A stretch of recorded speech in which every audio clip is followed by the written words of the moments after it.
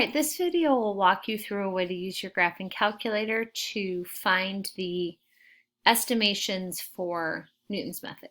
So the first thing that you want to do is just kind of visualize whatever the function is and get a sense of where the zeros would be. And two ways you could do that for this function are as follows. One is that you could recognize that this is a cubic that has been reflected and then shifted up 2.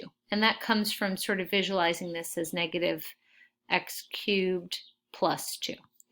Now, if we go to actually looking at a picture of this function here, you can see that it's been reflected and shifted up 2. And that shows us that our 0 is looking like it's happening somewhere between 1 and 2. One of the reasons we want to do this, regardless of whether it's on a graphing calculator or by hand, is we want to guess for our first 0. So we're noticing the 0 looks like it's happening between 1 and 2. So maybe we do 1 as our first approximation. Once we have our first approximation, we type it into the calculator and hit enter.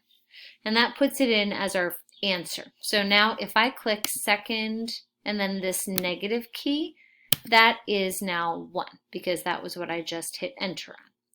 So once I have that in, I've typed in my first guess. That's my x sub 1, by the way.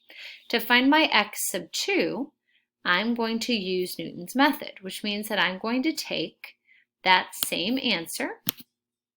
I'm going to subtract the fraction, which I get by doing alpha y equals. Now, if your calculator doesn't do this, you can use parentheses and the division key to get this. And then I want to proceed by using Newton's method. So Newton's method, remember, is having me do the value of the function with the answer for x sub 1 inputted over the value of the derivative. So the function is 2 minus, and then we're going to use the answer. That's my x sub 1 to the third power.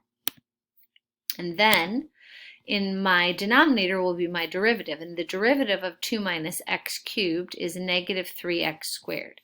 So I'm going to use negative 3 and then my answer squared.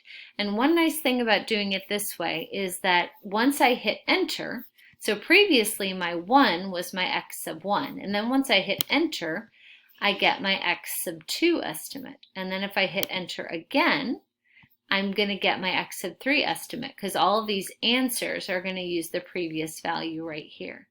And now I have my x sub 4 estimate, my x sub 5 estimate, and you're seeing that now we're starting to get our decimals to match up. Not all the way, to 8 decimal places, but at least 4 decimal places are matching up. And so you can continue hitting enter until it looks like it keeps matching up, and that is going to give you your best approximation.